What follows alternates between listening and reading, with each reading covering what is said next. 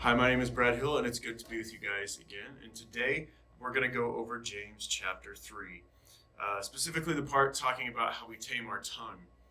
So let's go ahead and we'll start in verse 1. Not many of you should become teachers, my brothers, for you know that we who teach will be judged with a greater strictness. For we will all stumble in many ways, and if anyone does not stumble in what he says, he is a perfect man, able also to bridle his whole body. If we put bits into the mouths of horses so that they obey us, we guide their whole bodies as well. Look at the ships also. Though they are also large and are driven by strong winds, they are guided by a very small rudder, wherever the will of the pilot directs. So also the tongue is a small member, yet it boasts of great things. How great a forest is set ablaze by such a small fire, and the tongue is a fire, a world of unrighteousness.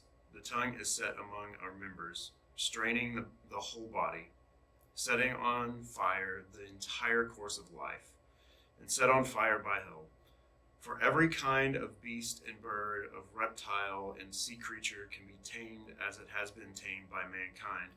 But no human being can tame the tongue. It is a restless evil, full of deadly poison. With it we bless our Lord and Father, and with it we curse people who are made in his likeness. From the same mouth come blessing and cursing.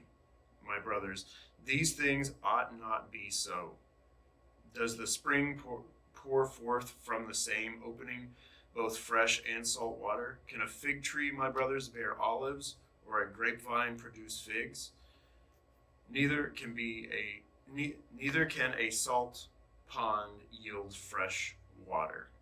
So let's take a look back at the end of verse 2 and verse 3. It says, "And if anyone does not stumble in what he says, he is a perfect man, able also to bridle his whole body. If we put bits into the mouths of horses so that they obey us, we guide their whole bodies as well."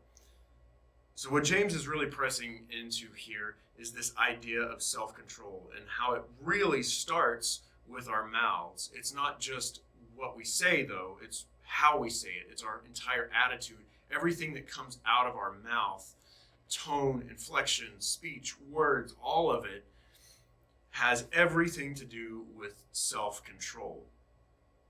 And I like how he talks about the ship, how the rudder is such a small part of such a massive vehicle, massive ship, and that one rudder determines the course of that entire ship. And so that is the way our mouths work. It determines whether we're going to have self-control or if we're not going to have self-control in that situation. And so if we can learn how to control our tongue and the speech that we say, we can actually control ourselves much, much better in the direction in which we go in our lives. But it also says in verse 8 that no human being can tame the tongue, right? So what does that mean? If we're to control our tongue and to tame our tongue, but then James contradicts and says that we cannot tame the tongue, what is he really saying? And what he's really saying here is there's a root cause to why our tongue is so evil and can speak blessing and curse at the same time. And the reason why, and if you go down here in later verses where it talks about the spring, how it can only put forth either fresh or just fresh water, but not salt water, right? You can't have both out of it. And so what's happening here is that spring is our hearts and what is in our hearts, our sinful tendencies that we have deep in our hearts. That is what springs forth and speaks curses on other people. And we also have good in our hearts as well. And so that's where the positive, the blessings come from. And so really, in order for us to truly, truly tame our tongue, we don't start with our tongue, we start with our heart. And so this is an area that we need to constantly be examining and allowing God to examine our hearts and open up those areas that we stumble in, even the secret parts that maybe nobody really sees, but it comes out in our speech. in the way that we treat certain people in certain situations. And so if we can open up that part of our heart and our lives to God, to let him do a work in there, that thing that he does so well whenever he's gently pointing out things in our lives that we need to be working on or we're striving towards, I would encourage you guys to really spend some time in prayer and ask God, what is it inside of me that is causing me to respond this way in this type of situation every time, or almost every time? What is causing that?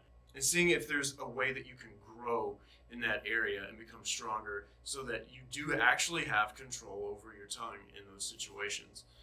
So with the group, go ahead and read this first part of James chapter 3 again about taming the tongue.